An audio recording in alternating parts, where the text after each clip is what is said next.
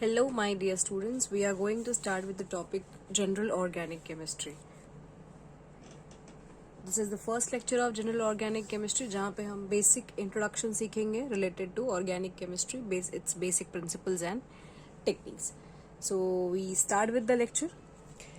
अब ये General Organic Chemistry का जो पूरा टॉपिक है वो शुरू होता है कार्बन एलिमेंट से. कार्बन एक ऐसा एलिमेंट है, नॉन मेटल है, एटॉमिक नंबर 6 होती है, कॉन्फ़िगरेशन 2,4 है. First shell has 2 electrons and the second shell has 4 electrons. अब ये कार्बन की जो वैलेंसी है वो 4 होती है. नाउ कार्बन एलिमेंट के पास एक बहुत ही अनोखी प्रॉपर्टी होती है जिसे हम बोलते हैं कैटिनेशन. इस प्रॉपर्टी को हम कहते हैं कैटिनेशन. कैटिनेशन एक ऐसी प्रॉपर्टी कार्बन के पास होती है जहाँ पे कार्बन अपने साथ खुद के साथ ही क्या करता है, बॉन्ड बनाता है. So catenation it is the property of forming bond with another carbon atom. So let us write it. Catenation it is the property of forming bonds with another carbon atom. अब carbon atom खुद के साथ ही bond बना के कुछ अलग अलग तरीके के कंपाउंड्स को रेडी करता है. फॉर एग्जाम्पल, जैसे कि वो एक तरीके का लीनियर चेन बना सकता है, carbon bonded with carbon, carbon bonded with carbon. Now this is a chain structure. Carbon अपने साथ बॉन्ड बना के रिंग जैसा कंपाउंड भी तैयार कर सकता है. तो ये हो गया कार्बन का closed ring and where is this is open chain. Okay. Now carbon के पास जो कैटिनेशन की प्रॉपर्टी है, कैटिनेशन का मतलब होता है carbon is forming bond with itself. लेकिन ये कार्बन जो है ये दूसरे नॉन मेटल्स जैसे कि कार्बन हाइड्रोजन के साथ भी बॉन्ड बना सकता है, कार्बन ऑक्सीजन के साथ, कार्बन सल्फर के साथ, नाइट्रोजन के साथ, फॉस्फोरस के साथ और दूसरे हैलोजेंस के साथ भी क्या कर सकता है, बॉन्ड बना सकता है. कार्बन इन सभी दूसरे नॉन मेटल के साथ काफ़ी ज़्यादा स्ट्रॉन्ग बॉन्ड बनाता है. ठीक है, जिस वजह से एक तो कैटिनेशन की प्रॉपर्टी हो गई एंड दूसरा carbon forms a very strong bond with the other non metal such as hydrogen, oxygen, halogen, sulphur, nitrogen, phosphorus etcetera. It forms a very strong bond and because of which nature में carbon के अरबों compound exist करते हैं. That is nature में carbon के million compounds क्या करते हैं, एग्जिस्ट करते हैं. और ये मिलियन कंपाउंड की जब हम स्टडी करते हैं and that study is done under the branch of organic chemistry. तो अगर आप कोई नोट्स बना रहे हैं तो वो लिख सकता है that the study of all this compounds formed by the carbon is done under the branch of organic chemistry. Okay, now we have the topic कि ऑर्गेनिक केमिस्ट्री में किस तरीके के कंपाउंड्स आते हैं. सो यहाँ पे आता है general introduction to organic compounds. अब बच्चों, हमारे अर्थ प्लैनेट पे जितने भी प्लांट्स हैं, ठीक है, प्लांट्स एंड एनिमल्स, तो ये क्या हो गई, ये लाइफ हो गई, जीवन. तो प्लांट्स में जितने भी अर्थ पे जितने भी प्लांट्स और एनिमल्स हैं उनको लाइफ में सस्टेन करने के लिए कहीं ना कहीं ऑर्गेनिक कंपाउंड का यूज होता ही होता है. नेचुरली ऑर्गेनिक कंपाउंड उनको चाहिए ही चाहिए होता है for sustaining life on the earth. Now मैं आपको बहुत बेसिक यूजेस बताती हूँ ऑर्गेनिक कंपाउंड्स के जिसके बिना लाइफ आगे नहीं बढ़ सकती है. जैसे कि सबसे कॉमन हमारा सेक्टर क्या है, फूड. फूड एक ऐसा सेक्टर है जहाँ पे ऑर्गेनिक कंपाउंड्स 110% प्रेजेंट होते हैं. Food. Next we have the use of organic compounds in the clothing sector. ठीक है, मेडिसिन्स में भी ऑर्गेनिक कंपाउंड का काफ़ी ज़्यादा इस्तेमाल किया जाता है. मेडिसिन के बाद we have energy sources.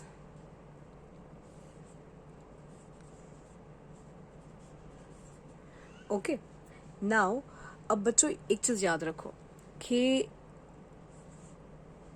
Organic compounds के जो मॉलिक्यूल्स होते हैं, ऑर्गेनिक कंपाउंड्स के जो मॉलिक्यूल्स हैं, उसमें जैसे कि अगर मैं प्रोटीन्स की बात करूं,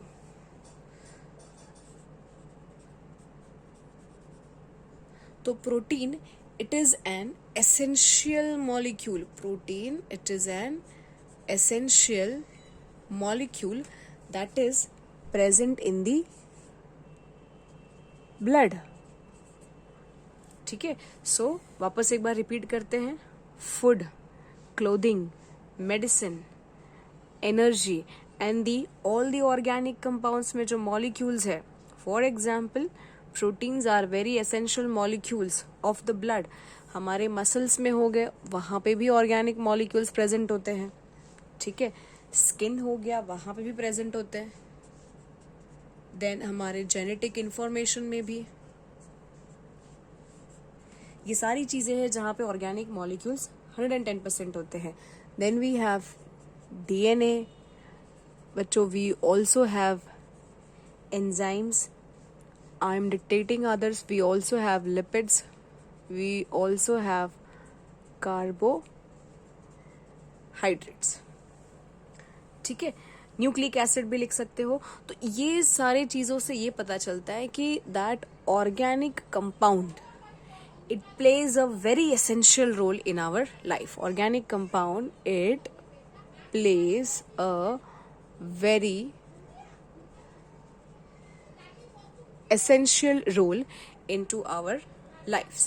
Now एक बार repeat करा देते हैं. So this is the general introduction to organic chemistry. Now we clearly know that कि in order to sustain life on the earth, it is very important. The organic compounds are very important. In every sector, we have our use of organic compound, from food, clothing, medicine, energy, our blood, then muscles, skin, genetic information, DNA, enzyme, lipids, carbohydrates, nucleic acid, etc. So overall, organic compounds plays a very important or very essential role in our life. Okay, so now we talk about is the vital force theory. Vital force theory. तो हुआ ये था बच्चों कि 19th century तक scientist ने जितने भी अटेम्प्ट किए हुए थे टू सिंथेसाइज ऑर्गेनिक कंपाउंड्स, तो वो मेजरली सारे अटेम्प्ट्स क्या हुए थे, फेल हो गए थे. तो in the 19th century all the attempts which was made to synthesize the organic chemistry in the laboratory, majorly all the attempts were failed. तो साइंटिस्ट ने क्या कहा कि आप कभी भी ऑर्गेनिक कंपाउंड्स को सिंथेसाइज नहीं कर सकते, और अगर करना भी चाहे तो आप ज्यादा से ज्यादा प्लांट से या फिर एनिमल से ऑर्गेनिक कंपाउंड आप क्या कर सकते हो, आइसोलेट कर सकते हो. That means naturally organic compounds जो है वो प्लांट्स और एनिमल्स में आपको मिल जाएंगे, तो आप उनसे आइसोलेट कर सकते हो. बट इसके साथ साथ here comes we have a scientist जो स्वीडन के रहने वाले थे. उनका नाम था सर बर्जेलियस. सर बर्जेलियस, इन्होंने एक स्टेटमेंट दिया, एक घोषणा की, एक थ्योरी क्या किया, प्रपोज किया. नाउ इनकी थ्योरी ये बोलती है that the synthesis of organic compounds within the plants and animals, the synthesis of organic compounds within the plants or animals, it requires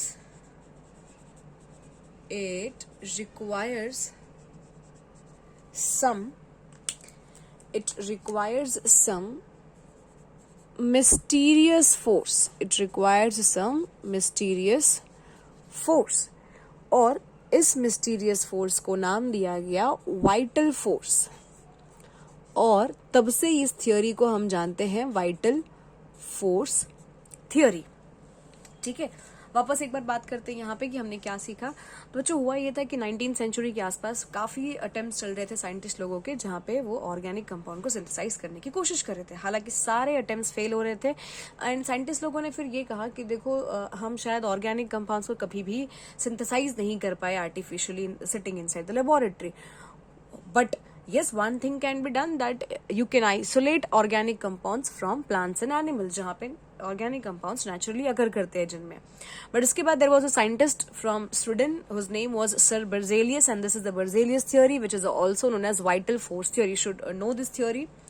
ठीक है, स्टेटमेंट इन्होंने ये दिया था कि जो ऑर्गेनिक कंपाउंड है उसको कभी भी आप सिंथेसाइज नहीं कर सकते हो, और अगर प्लांट और एनिमल में वो जो सिंथेसाइज्ड है या नेचुरली जो प्रेजेंट है वो ऐसे ही नहीं हो गए, उसके पीछे एक काफी स्ट्रॉन्ग ड्राइविंग फोर्स है, जिसको उन्होंने बोला मिस्टीरियस फोर्स। हिंदी में मिस्टीरियस का मतलब होता है एक रहस्यमय फोर्स है, जिसको उन्होंने नाम दिया there is a vital force. इस फोर्स के बिना प्लांट्स एनिमल्स में ऑर्गेनिक कंपाउंड सिंथेसाइज नहीं हो सकते। ठीक है, तो इन्होंने ये लाइन बताई, the synthesis of organic compounds in plants and animals it requires some kind of mysterious force which is also known as vital force. और इसके बाद ये थ्योरी को हम कहते हैं vital force theory, proposed by sir Berzelius. Okay, तो हमने अभी जस्ट कवर किया वाइटल फोर्स थ्योरी, जहां पे ये बताया गया था that the synthesis of organic compounds within plants and animals it requires a vital force, एक रहस्यमय फोर्स की जरूरत होती है और जिसको हम कहते हैं वाइटल फोर्स। ठीक है, नाउ अब ध्यान से सुनिए, वाइटल फोर्स थ्योरी को एक बहुत ही बड़ा ब्लो मिला या फिर एक बहुत ही बड़ी हार मिली जब इन द ईयर 1828 एंट्री मारी a great German scientist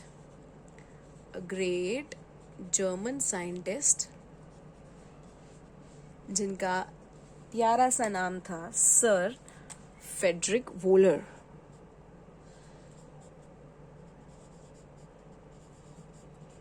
sir Friedrich Wohler. Okay, so he was a German scientist in the year 1828। तो इन्होंने क्या किया, इनसे गलती से accidentally he was working on the urine sample of mammals.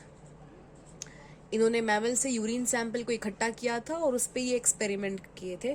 तो यूरिन सैंपल से एक्सीडेंटली, यूरिन होता है एक इनऑर्गेनिक कंपाउंड, तो यूरिन सैंपल से एक्सीडेंटली इन्होंने एक ऑर्गेनिक कंपाउंड को क्या कर दिया, सिंथेसाइज कर दिया, और जिस ऑर्गेनिक कंपाउंड का नाम था यूरिया। यूरिया का फॉर्मूला होता है माय डियर स्टूडेंट्स NH2CONH2। तो क्वेश्चन ये आता है कि यूरिन सैंपल एक इनऑर्गेनिक कंपाउंड से एक organic compound that is urea synthesize अगर गलती से हुई तो उसके पीछे का मैकेनिज्म क्या था, किस तरीके से सिंथेसाइज हुआ। ठीक है, तो नेक्स्ट अभी हम वही देख लेते हैं। ओके, नाउ तो यूरिन सैंपल लिया गया था। यूरिन सैंपल का जो मेन कॉन्स्टिट्यूएंट है that is ammonium sulphate. Sorry, ये हो गया आपका ammonium and sulphate. Friedrich Wohler ने क्या किया, अमोनियम सल्फेट को रिएक्ट किया पोटेशियम साइनेट के साथ, KCNO इज पोटेशियम साइनेट, और उसके बाद यहाँ पे होता है डिस्प्लेसमेंट रिएक्शन। मतलब ऑब्वियसली यहाँ पे क्या होगा कि जो अमोनियम ग्रुप है ये यहाँ के साइनेट के साथ जाएगा, होना तो यही चाहिए, और आपको फिर मिलेगा ammonium cyanate NH4CNO। This is ammonium cyanate. अब बचा यहाँ से पोटेशियम, इधर से बचा सल्फेट, तो ये आपस में बना देंगे potassium sulphate. Now even ammonium cyanate is also an inorganic compound, but on further heating this molecule, so it underwent rearrangement, some kind of rearrangement, और अमोनियम साइनेट का जैसे ही रीअरेंजमेंट हुआ फर्दर हीटिंग से, तो इस अमोनियम साइनेट से सिंथेसाइज हुआ एक शानदार ऑर्गेनिक मॉलिक्यूल जिसको हम कहते हैं urea NH2CO NH2.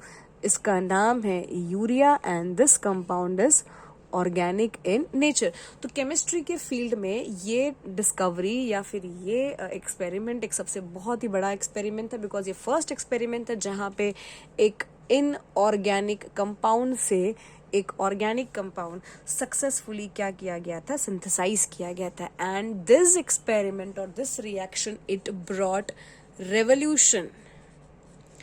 It brought revolution in the field of organic chemistry. ठीक है, तो नाम तो याद होगा, नाम भूलना नहीं. Sir Friedrich Wohler. He accidentally prepared an organic compound, जो कहा जाता था अब तक 1828 तक कि ये कभी बनाया भी नहीं जा सकता है. ये जो है ये नेचुरली प्लांट्स एंड एनिमल से मिलेगा. It is not possible to synthesize organic compound sitting in the laboratory from mineral source. But yes, ये सिंथेसाइज हुआ. सिंस एक ऑर्गेनिक कंपाउंड सिंथेसाइज हो चुकी है सक्सेसफुली और इससे रेवोल्यूशन आ गया in the field of organic chemistry, तो अब बाकी साइंटिस्ट क्यों रुकेंगे? उनको कौन रोक सकता है? ठीक है, तो लगातार हमारे पास 3 अलग अलग और साइंटिस्ट आए जिन्होंने इनऑर्गेनिक कंपाउंड के थ्रू नए ऑर्गेनिक मॉलिक्यूल्स क्या किए, सिंथेसाइज किए, जिसमें से आते हैं एक सर कोलबे. ये नाम याद रखो, आपको छोटे छोटे एमसीक्यूज में पूछ सकते हैं कि कोलबे जी ने क्या सिंथेसाइज किया. तो sir Kolbe in the year 1845 he synthesized an organic compound which is known as acetic acid, CH3COOH. Sir Kolbe ने सिंथेसाइज किया acetic acid which is an organic compound in the year 1845. How? We will study later. इसके बाद नाम आता है sir Henle. He synthesized in the year 1828 an organic compound known as ethyl alcohol. Ethyl alcohol, C2H5OH. Now third, last but not the least, Sir Berthelot. Sir Berthelot in the year 1856 synthesized very cute सा compound that is methane. ये आप सबको पता ही होगा. Yes, right, CH4. So remember the name of the scientist and the organic compound synthesized by them. Okay, let's revise. Here is first is Kolbe. Mr. Kolbe synthesized acetic acid. Henel synthesized ethyl alcohol, and Sir Berthelot in the year 1856 synthesized methane. These all three are the organic compound which are synthesized from the respective scientists as the name is mentioned over here. अब बच्चों, since ये धीरे धीरे synthesis चालू हो गई तो आपको पता होना चाहिए, मुझे बताते वक्त भी ये बहुत अच्छा लगेगा, that at present 95% of organic compounds that are existing till date are man-made. 95% of organic compounds are man-made in nature. मतलब आप सोचो कि एक बार हम चालू हो गए सिंथेसाइज करना ऑर्गेनिक कंपाउंड्स को, हम कभी रुके ही नहीं. और आज के टाइम पे 95% of organic compounds are man made in nature. That means remaining 5% are naturally occurring organic compounds and rest are made by us. जैसे कि मैंने आपसे कहा कि जो कोलबे का सिंथेसिस है, क्या सिंथेसाइज किया? Acetic acid. Very good. तो कोलबे ने जो एसिटिक एसिड सिंथेसाइज किया वो देख लेते हैं कि उनके बेसिक कॉन्स्टिट्यूएंट एलिमेंट्स कौन कौन से थे और किस तरीके से उनका रिएक्शन प्रोसीड करता है. So we are as of now we are learning Kolbe's synthesis.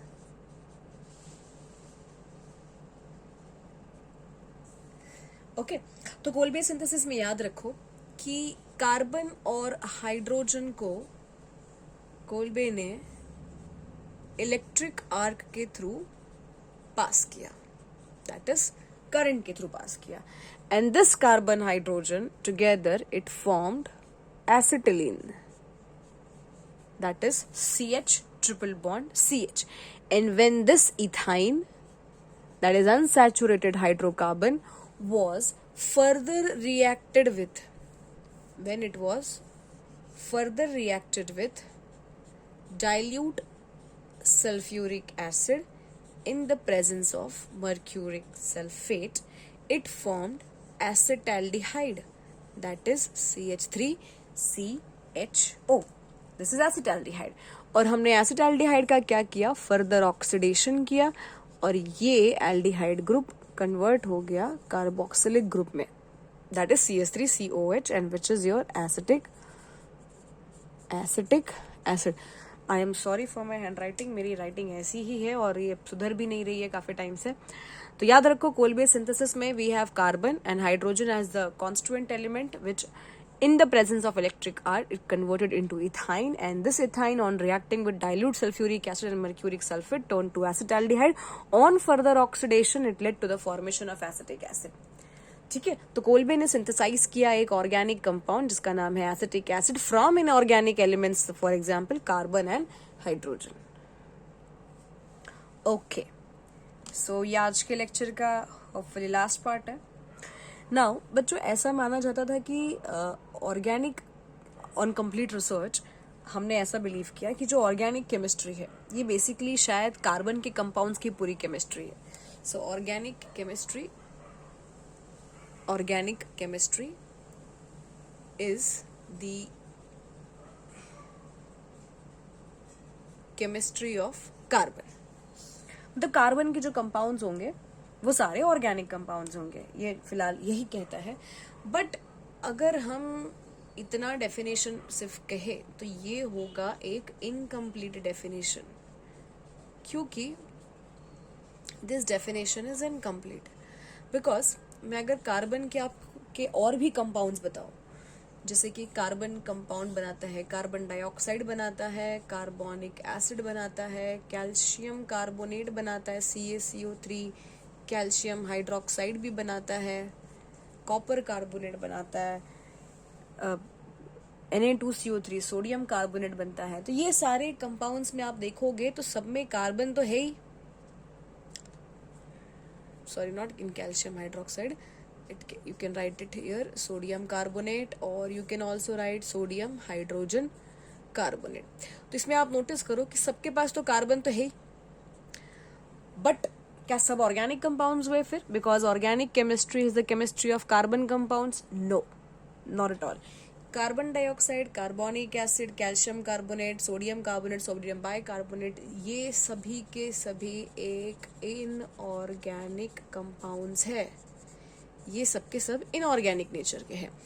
तो ये डेफिनेशन इनकम्प्लीट होता है. सो दैट मीन्स कुछ और हमको बात करनी पड़ेगी. सो बच्चों, फर्दर एनालिसिस के बाद पता चला कि ये जो ऑर्गेनिक कंपाउंड्स होते हैं ये सिर्फ कार्बन के नहीं बनते. बट यस, एक चीज तो फिक्स्ड है कि इसमें कार्बन एलिमेंट जो है that is the major constituent element, या फिर कार्बन इज द मेन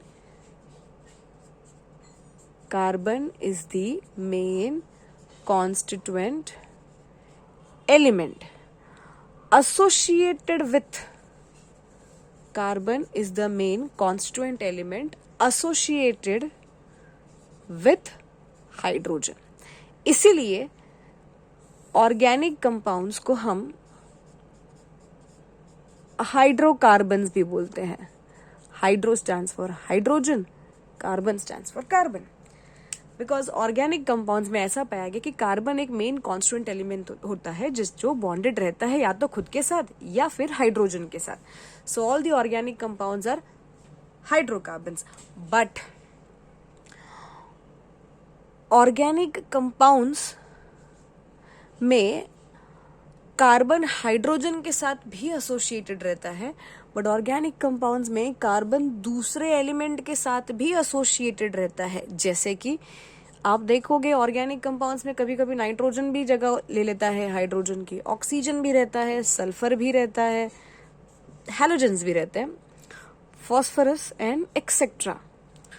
तो ये सारे एलिमेंट क्या कर रहे हैं यहाँ पे, ये आए कैसे?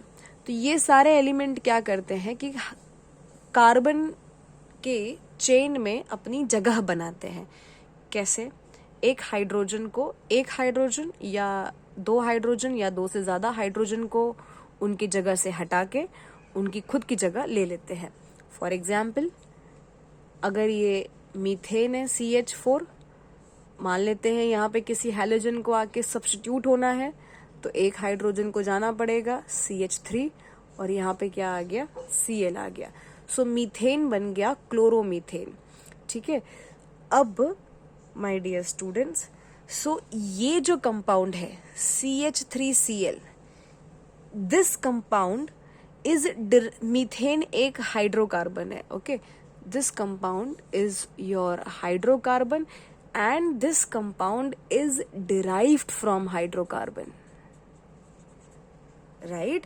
This compound is derived from hydrocarbon. So always remember that the organic compounds, it contains carbon as the main constituent element, जिसमें हाइड्रोजन के साथ कार्बन बॉन्डेड रहता है, बट ऑर्गेनिक इसलिए उनको हाइड्रोकार्बन्स भी कहते हैं। But organic compounds also has element like nitrogen, oxygen, sulphur, halogen, phosphorus, etcetera, and there are many compounds that are derived from hydrocarbons. कैसे? By replacing either one or more hydrogen atom. Now यहाँ पे एक हम लिखेंगे proper definition of organic chemistry, right? So what is organic chemistry? It is basically the chemistry of organic chemistry is the chemistry of hydrocarbon and its derivative. Repeat करते एक बार, what is organic chemistry? It is the chemistry of hydrocarbon and its derivative. Okay, I hope ये basic introduction clear हो गया है कि what is organic chemistry. Finally organic chemistry it is the chemistry of hydrocarbons, और hydrocarbons नहीं तो उसके derivatives. ठीक है, हाइड्रोजन को हटा के नाइट्रोजन आया, हाइड्रोजन को हटा के ऑक्सीजन आ सकता है, सल्फर आ सकता है, हैलोजन्स आ सकते हैं, फॉस्फोरस आ सकता है, एक्सेट्रा। एंड जब आप ऐसे कंपाउंड्स की स्टडी करते हो, that comes under the branch of organic chemistry. Our next topic would be tetravalency of carbon. So see you all in the next class. Till then, bye-bye.